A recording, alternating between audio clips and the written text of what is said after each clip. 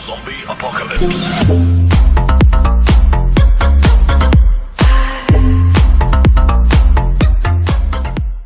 Buen día, bienvenidos a mi canal de YouTube. Yo soy el profesor José Ubaranca y estamos aquí para hacer un nuevo video tutorial, en este caso referido al tema de calorimetría.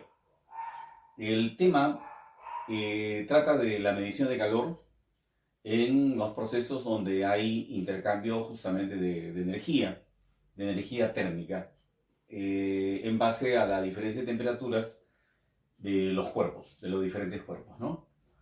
Lo primero que vamos a decir es que el calor es una forma de energía que existe solamente en transición, o sea, transfiriéndose de un cuerpo hacia otro que se encuentra en contacto y que tienen diferentes temperaturas. La unidad de calor en el sistema internacional es el Joule, aunque es muy utilizada la caloría, que viene a ser casi 4,2 veces lo que es el Joule, y es una de las unidades todavía usadas mucho en los problemas, ¿no? Bien, primero vamos a empezar por decir cómo es que podemos calcular la cantidad de calor. Para eso vamos a relacionarla, vamos a involucrarla en esta relación con la masa y la variación de temperatura. La primera observación que tenemos que hacer es en relación a cuál es el tipo de dependencia que existe entre calor y masa. ¿Serán directamente proporcionales o inversamente proporcionales? A ver, si nosotros tenemos que calentar un poco de agua, vamos a utilizar una determinada cantidad de calor. ¿Qué pasa si tenemos que calentar a la misma temperatura una cantidad igual al triple, una masa igual al triple? ¿La cantidad de calor será la misma? No. La cantidad de calor también tendrá que ser el triple. Eso nos está diciendo que calor y masa son cantidades directamente proporcionales, ¿no? ¿Y qué podríamos afirmar en relación a el calor y la variación de temperatura? Bueno, tendríamos que decir de que si nosotros queremos calentar o entibiar ligeramente una cantidad de agua, no es la misma cantidad de calor que se va a utilizar si tenemos que hacer hervir el agua, ¿no? O sea, llevarla a mayor temperatura. Si el incremento de temperatura es mayor, por lo tanto vamos a tener que requerir una cantidad mayor de calor. Entonces esto quiere decir que también es directamente proporcional a la variación de temperatura. En conclusión, la cantidad de calor entonces es directamente proporcional al producto, ¿no? Y esto lo podríamos escribir mediante un cociente. Calor, masa y variación de temperatura. Esto me debe dar una constante y a esa constante le vamos a llamar calor específico, ¿no? Entonces, de aquí podremos nosotros despejar finalmente diciendo que entonces la cantidad de calor se podría determinar multiplicando esa constante, que es el calor específico, por la masa y la variación de temperatura del cuerpo, entendiendo, ¿no?, como lo tenemos aquí en el gráfico, que la variación de temperatura no es otra cosa que la diferencia entre la temperatura final y la temperatura inicial, ¿no? O sea, esto que está acá siempre se debe expresar en la diferencia final menos inicial. Por lo tanto, entonces existe la posibilidad de que la cantidad de calor pueda ser en un caso negativa. ¿Cuándo? Cuando la temperatura final sea menor que la temperatura inicial, esta variación llevará signo negativo, ¿no? ¿De qué caso estamos hablando? Del caso no que se incremente la temperatura, sino que disminuya la temperatura, que es el caso, por ejemplo, de los cuerpos que pierden calor y como consecuencia de ello se enfrían, ¿no? Bien, antes de pasar a la solución de los problemas que tenemos ya en la pizarra, vamos a decir que cuando formemos un sistema térmicamente aislado, en donde no haya transferencia de calor con el exterior y las transferencias de calor se hagan en el interior solamente del sistema, entonces se tiene que cumplir esto, que el calor que gana un cuerpo será el calor que está perdiendo el otro o alguno otro, ¿no?, dentro de ese sistema, ¿no? Entonces, si alguien pierde calor, entonces el vecino que está conformando el sistema tendrá que estar ganando esa cantidad de calor, ¿no? De tal modo de que la cantidad de calor ganado tiene que ser igual a la cantidad de calor perdido, entendiendo que aquí debemos colocar un signo negativo porque esta cantidad de calor es de signo negativo, ¿no?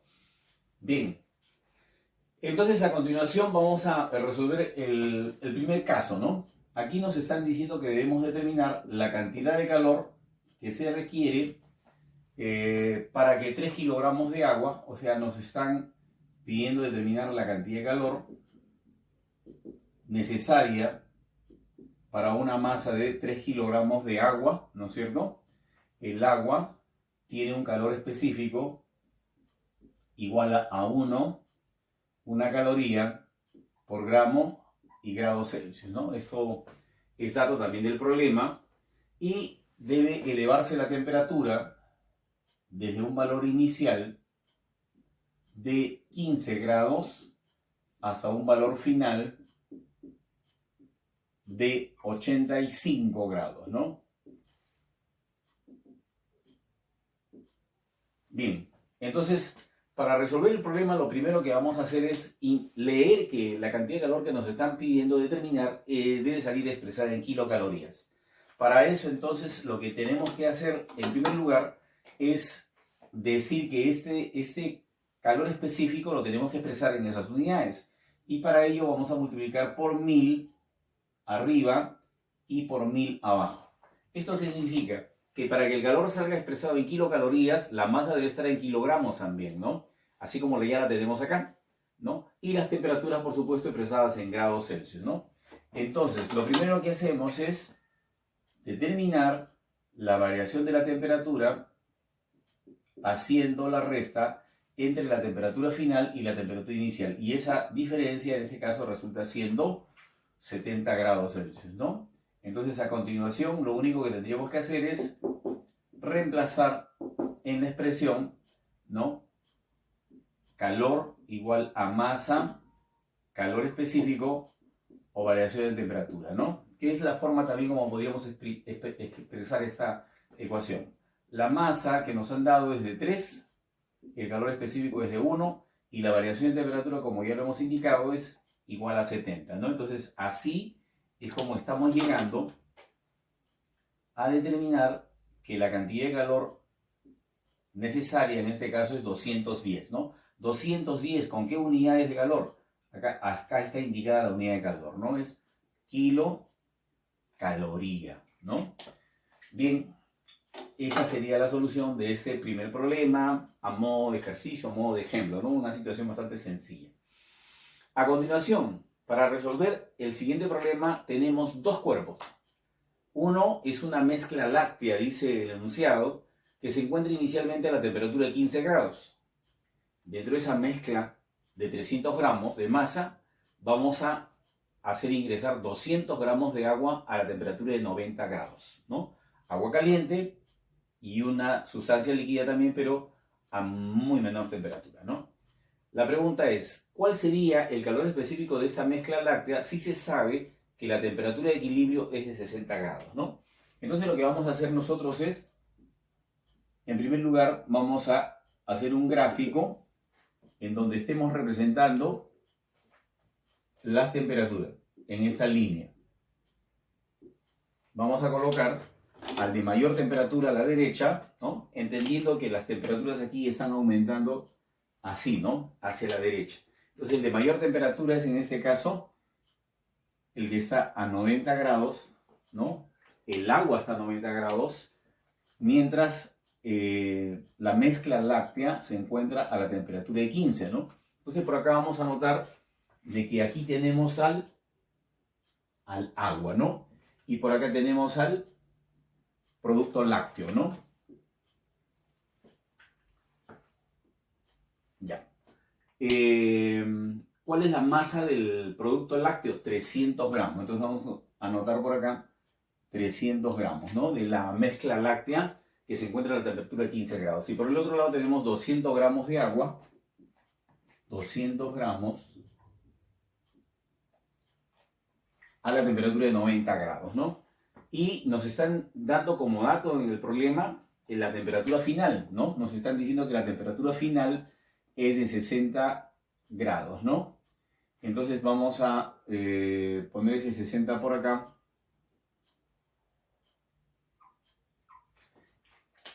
Entendiendo entonces de que mientras uno aumenta su temperatura, el otro está disminuyéndola, ¿no? Vale decir, aquí hay una cantidad de calor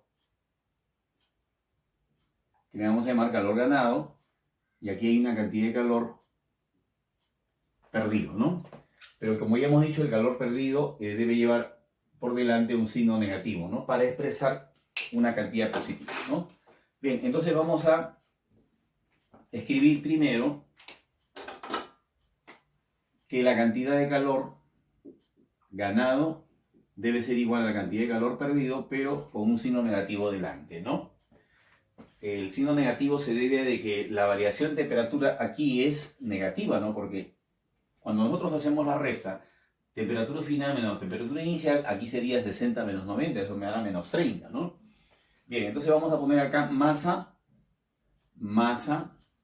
del producto lácteo, el calor específico del producto lácteo, que es justamente lo que nos están pidiendo, y la variación de temperatura de esta mezcla láctea, ¿no? Por el otro lado tenemos la masa de agua, el calor específico del agua, que es dato del problema, que es igual a 1, y la variación de temperatura que experimenta el agua, ¿no? Entonces, ¿cuánto es la masa del producto lácteo? 300 gramos, como está anotado acá. El calor específico no lo conocemos, y la variación de temperatura, aquí está, 60 menos 15, ¿no? Al otro lado, con signo negativo, la masa de agua que tenemos es 200 gramos, el calor específico del agua es 1, y la variación de temperatura sería 60 menos 90. 60 menos 90, ¿no? Felizmente, acá tenemos un signo menos que delante de esta cantidad que es negativa, me va a resultar un valor positivo en el segundo miembro, tal como en el primer miembro. Entonces acá nosotros tenemos, entonces nos estaría quedando 3 veces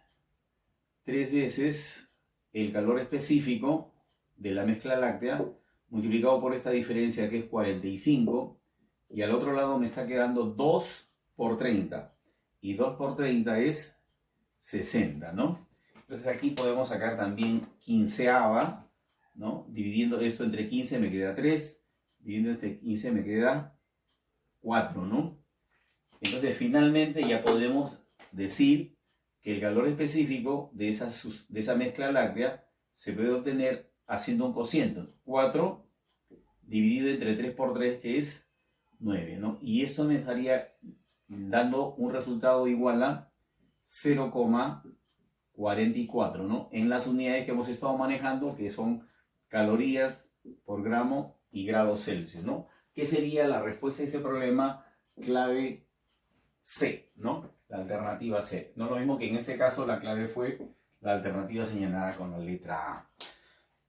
Bien, si les gustó el video, no se olviden de darle like, ¿no? Y suscribirse a mi canal, porque todos los días estamos haciendo nuevos videos tutoriales acerca de los distintos temas de la física, muchos de los cuales ya nos comprometemos, por si acaso, a partir de este problema vamos a hacer otro video para demostrar cómo se pueden hacer estos problemas a simple vista, ¿no? Utilizando una estrategia nueva que puede simplificar todo de una manera más sencilla, ¿no? Nos vemos entonces en el siguiente video.